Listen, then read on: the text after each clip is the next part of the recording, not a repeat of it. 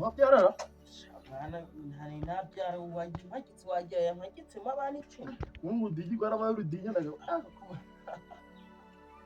Shura gucira guhasi bahora mwana iseseme kanyisha uko ni kumba caka n'umusenyi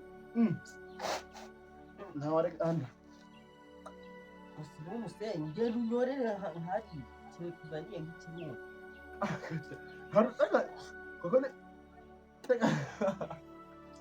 akere kuma akora ndiko madurukukira bogora uratwita sha wahora mwana byambayeho araga mu mwana sha ikonu udogi wajyasa muri domora rw'amazi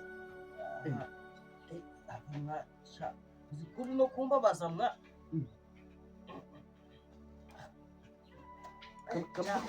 kanba kumwe ndi guterara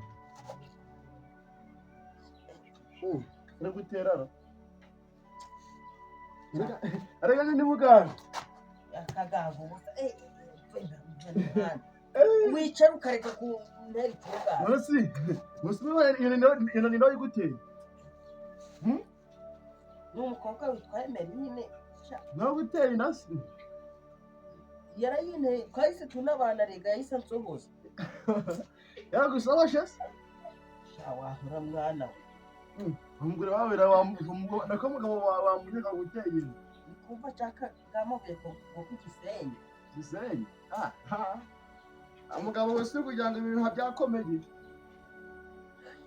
ubakurote pe baguhumanya wahora mwana w'anje ndikwibaza icatumye ikibazo twite nakugiriye he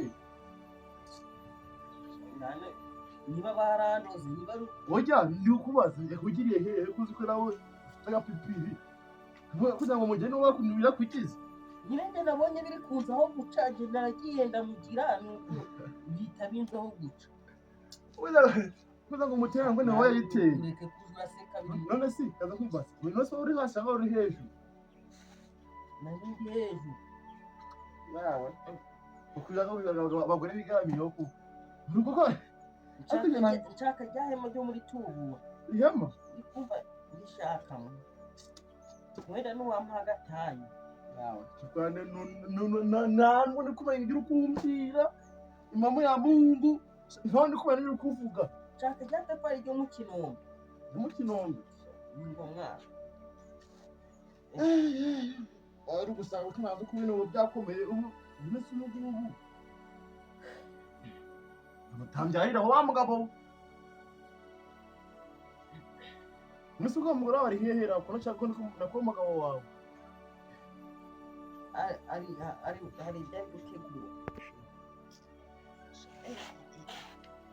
Kire umwana ari gutera ariko ndaga cyusura ko bafuye n'uyu mwana ndagacana nkarabufuranyira no babona igitangaza kirimo sheri nshaka kwa mucanga ubuhe kwakuntu mpa none si kaza kubasa uyu mugabo wawe yamubofoye cyane niba kubo iri mwabafuranye oya nabwo nibyo byananiye nshaka ese abagore ntibazajya bagenda bikorera inda gusa n'abagabo ntibazigira nshaka inyama y'imbeba nshaka inyama y'imbeba nawe ishyira maze none si kaza kuba none si ngubu nesi ntabwo ari cyo byifuzaga ni umwana nesi ni jewe kora n'umwe abagore bararenganye murabufurana mwongera murabufurana wabikora mwana ihangane mbese ubu nta mbeho uragira oya ntayo gucana ibyo bintu ngari koteshara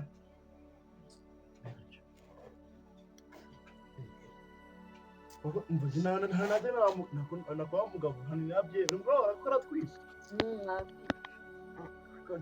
mbareke n'amabyereje mushaka kuba nanjye n'umutwe mbese umuntu kuko umuntu mugabo kuko n'ute atwite ko umuntu mugabo bihe